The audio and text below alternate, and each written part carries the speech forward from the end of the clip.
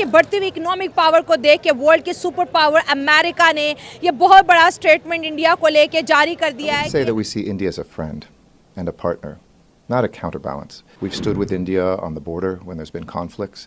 We've recognized since 1952 the McMahon Line.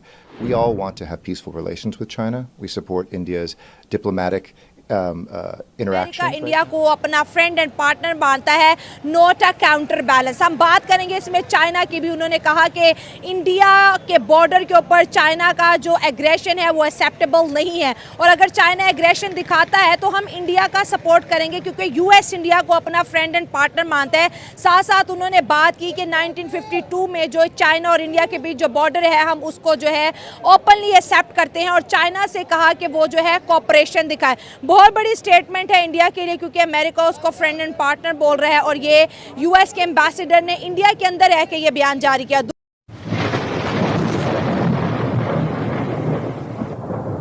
नमस्कार दोस्तों, क्या हाल है। होप करता हूँ कि आप ठीक होंगे और स्वागत करता हूँ आपका हिंदुस्तान डॉट में।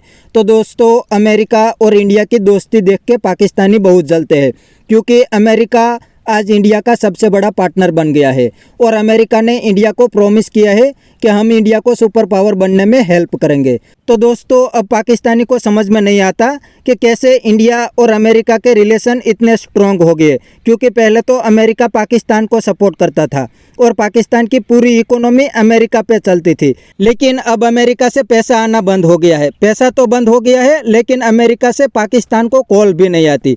तो दोस्तों, इस पर देखते हैं पाकिस्तानी पब्लिक के रिएक्शन। अगर आप नए हैं तो चैनल को सब्सक्राइब कर लीजिए और वीडियो को अंत तक देखें। इंडिया की बात की जाए तो वो एक पावरफुल स्टेट है, डेवलपिंग कंट्री है, और जो वो अच्छे तरीके से डेवलप हो रहा है हर फील्ड में। ठीक है, तो इस हवाले, और फिर देखें चाइना पड़ता है एशिया में।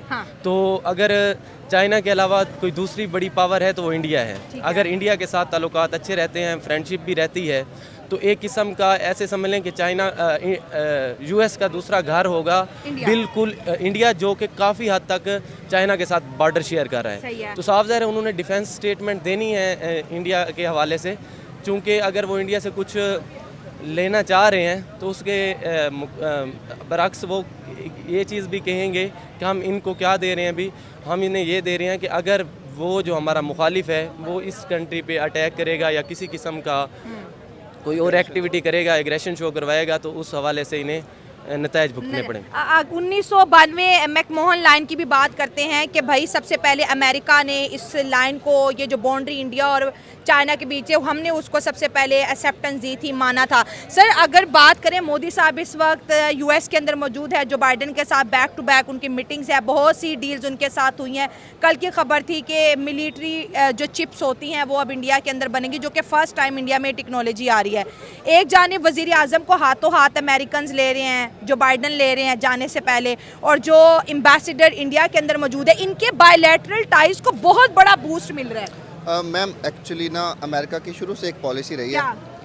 वर्ल्ड वार 2 के बाद जब से मोनरोए डॉक्ट्रिन आया ना उनका, उनकी मेन पॉलिसी है कि वो दुनिया को चाहते हैं यूनिपोलर वर्ल्ड। ठीक है, पहले सोवियत रशिया था उनके मुकाबले में, डिसइंटीग्रेट हुआ 1990s में, ख़त्म हो गया। उसके बाद कोई कंट्री नहीं था। उन्होंने क्या किया, उन्होंने टारगेट करना शुरू कर दिया मुस्लिम स्टेट्स को। अच्छा। क्योंकि हम लोग कह रहे थे कि हम बहुत अच्छे हैं, ऑयल निकल आया ना मिडल ईस्ट से, तो उन्होंने उसको टारगेट किया। उसामा बिन लादेन वाला सारा सिनेरियो बना। अब जो है ना, अब चाइना है ग्लोबल हेजिमोन, नंबर 2 वर्ल्ड हो गया। बाईपोलर भी नहीं, मल्टीपोलर हो गया। इंडिया सुपर पावर है, रशिया है, चाइना है, अमेरिका है, फ्रांस है, यूके है। तो अमेरिका इस टाइम इकोनॉमिकली भी लीड कर रहा है, मिलिट्री वाइज भी लीड कर रहा है। तो वो चाहता है कि सब हमारा जो है ना एशिया, इसमें एक ऐसी स्टेट हो जो उसका एलाय हो, बिगर एलाय। जापान है, साउथ कोरिया है, साउथ एशियन कंट्रीज़ भी सारे हैं, लेकिन वीक स्टेट्स है ना, पॉपुलेशन बहुत थोड़ी, लैंड बहुत थोड़ी है। ऊपर से सिस्टम ऐसा है कि वो सारे के सारे जो है ना बिल्कुल चाइना के साथ पड़ते हैं। ओपनली उनकी सपोर्ट में अगर अमेरिका आएगा तो ये वॉर डिक्लेरेशन होगी। अमेरिका ये नहीं चाहता, और चाइना तो बिल्कुल नहीं चाहता कि वॉर हो। इंडिया का चाइना के साथ सीधा बॉर्डर इशू है 2 जगहों पे, अक्साई चिन में भी है और इधर कश्मीर वाली साइड पे भी है। तो पहला तो नहीं, तिब्बत वाली तो बात अलग आ गई ना, वो तो तिब्बत पे कंट्रोल कर लिया चाइना ने। अक्साई चिन में भी है और ये इस साइड पे भी है, अरुणाचल प्रदेश। ठीक है, अब ये 2 इश्यूज़ आ गए। इंडिया के ऑलरेडी एग्जिस्ट करते हैं चाइना के साथ, शुरू से पंगा चल रहा है। अब इंडिया है दुनिया की सबसे ज़्यादा पावरफुल पॉपुलेशन वाइज ना, हाँ, 140 करोड़ से ज़्यादा पॉपुलेशन है, हाँ। इतनी बड़ी मार्केट है ना ग्लोबली। अमेरिका चाहता है कि इंडिया के साथ फ्री ट्रेड एग्रीमेंट हो, हाँ। मार्केट बहुत बड़ी है, बहुत ज़्यादा उनके प्रोडक्ट्स यहाँ बिकेंगे इंडिया में।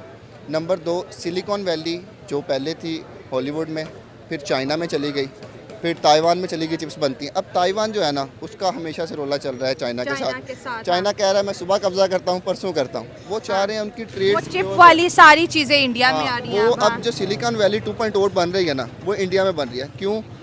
हमारे जो है ना प्राइम मिनिस्टर्स, उनका मकसद होता है कि दूसरे को जलील करना, डाल तो देना। हम इंडिया से क्यों नहीं सीखते कि अमेरिका को पीछे लगा लिया, चाइना को आगे लगाया हुआ है। चाइना को रिक्वेस्ट कर रहे हैं इंडिया को कि अपनी कंट्रीज के अंदर हमें और ज़्यादा इन्वेस्टमेंट करने दें। आपकी बात से एग्री, भाई बहुत बड़ी मार्केट है, कुछ भी लॉन्च करोगे बिकेगा हाथों हाथ, और फिर लोगों की जेब में पैसा भी है, रोजगार भी है, तभी तो दुनिया वहाँ पर आ रही है। लेकिन अगर हम अपने और अमेरिका की वजह से, छोटा मुँह बड़ी बात है, रिलेशनशिप पे ज़रा थोड़ी नज़र डाल दें, अमेरिका हमें कैसे डील कर रहा है। मैं बिल्कुल ये जो आपने कहा ना कि हम इंडिया की तरह बिहेव क्यों नहीं करते, मैं सिंगल सेंटेंस स्टेटमेंट दूंगा कि जिस तरह हमारे यहाँ सिविल मिलिट्री रिलेशनशिप्स हैं ना, उस तरह इंडिया के यहाँ नहीं है। अच्छा। ठीक है, इंडिया के यहाँ जो उनकी मिलिट्री है या डिफेंस है, उनका काम सिर्फ डिफेंस तक है।